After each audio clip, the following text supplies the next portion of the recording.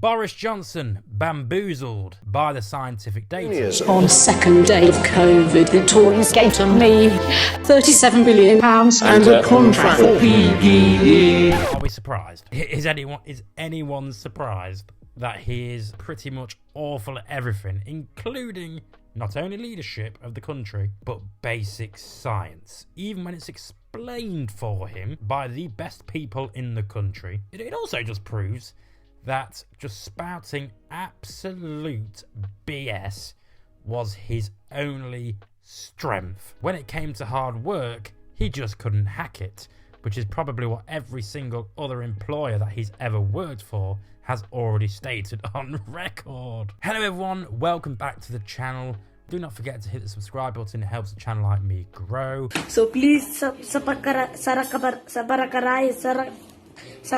whatever. It costs nothing for you to do. Like, share the video, and make sure you watch till the end because it helps with the YouTube algorithm and helps the channel grow, which it has been doing. Thank you. Anyway, today we're going to peel back more layers of the COVID-19 inquiry that's currently going on in the UK, if you're not from the UK, as it focuses on the revelations and critical decisions taken during the COVID-19 pandemic, particularly the revelations around Boris Johnson's handling or comprehension of the scientific data presented to him during the pandemic by his scientific advisors such as Sir Chris Whitty and Sir Patrick Vallance. The COVID-19 inquiry has become a stage for highly prolific characters and figures who share their experiences and their perspectives on the chaotic response to the national health emergency. One of those figures is Sir Patrick Vallance, who kept a comprehensive diary throughout the entire COVID-19 pandemic of his meetings with Dominic Cummings, of his meetings with Boris Johnson, and of his meetings with Rishi Sunak. And it is his diary that has been sequestered by the COVID-19 inquiry as core evidence. In an entry from May the 4th, 2020, Vallance expressed the challenges of briefing Boris Johnson on schools. This is what he said. A late afternoon meeting with the PM on schools. My God, this is complicated. Models will not provide the answer. PM is clearly bamboozled. I think I'm right in saying that the Prime Minister at the time gave up science when he was 15. And I think he'd be the first to admit it wasn't his forte, and that he did struggle with some of the concepts, and we did need to repeat them often. And it goes even further. As the pandemic unfolded, Johnson's confusion persisted. The Eton mess, his confusion persisted. Vallance noted that in the same month, Johnson was still confused around the different types of tests. He holds it in his head for a session and then it goes. This is the quote. PM still confused on different types of tests.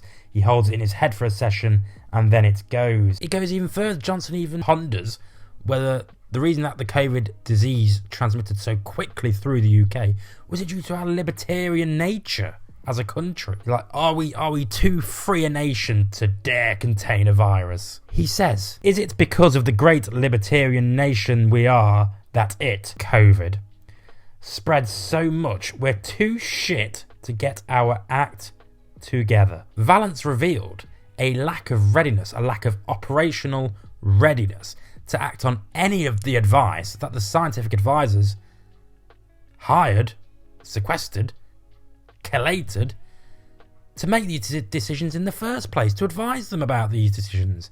They just didn't want to hear the decisions because the decisions would affect their party, their standing at the next general election.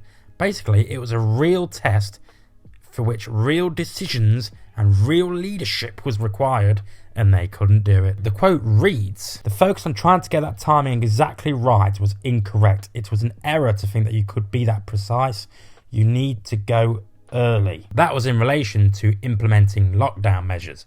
Basically, we didn't lock down early enough. As the virus took hold in March 2020, there was a disagreement about lockdown measures at the heart of the government. Vallance even admits that they struggled to get accurate data from hospitals, mainly probably because the hospitals are overrun, understaffed, not paid enough, and had their funding cut by the Conservatives themselves. He quotes, "Scientific knowledge wasn't mirrored by an operational readiness." Vallance also shared insights into the critical moment in mid-March of 2020 when evidence unambiguously showed the fast-moving nature of the virus. Patrick Vallance recommended immediate, rapid action, for which, guess what guys, he hit a stone wall from the health department's most senior civil servant. And the quote reads here, "I was subsequently informed that Sir Chris Wormold was incandescent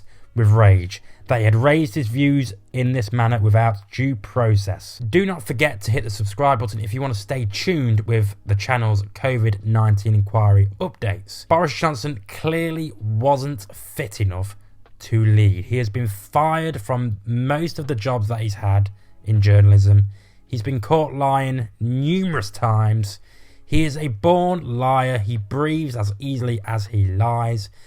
There is not one honest member of that team in government, in those ministerial positions, because all they are bothered about is electioneering, winning the general election for the next party. God forbid they were faced with a real issue for which they had to actually take real decisions and act like real politicians for the interests of the country alone rather than their own. God forbid.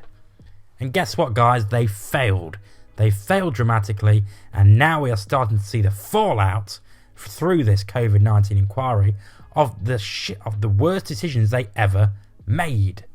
They clearly were not ready. Could you imagine these people leading the UK through World War II? They couldn't do it because they haven't got the stamina. They haven't got the chivalry or the statesmanship qualities of previous politicians. And now we wonder why they are getting shown to make bad decisions, making the wrong decisions. What a surprise. Why are we surprised? Boris Johnson was never going to do the right thing. He was never going to make the right decisions. If it was up to him and up to Rishi Sunak, a lot more people would have died. They would have been okay because the pandemic would have been over quicker. The economy could have recovered quicker. We did not have a good response. Not one part of our pandemic response was acceptable, held in a positive light by other nations. None of it. Because it was awful. We was making it up as we go along. And there was ignoring advice given by the only qualified people in the country to make those kind of decisions. Yet the politicians were the ones making decisions to save our lives. Wrong. Anyway, thank you for watching the video. Don't forget to hit the subscribe button to keep up with the COVID-19 inquiry updates. See you next time. Take care. Did you like the video? Then hit the subscribe button. Or watch some more videos. It helps me out with the YouTube algorithm and helps this channel grow. Thank you very much.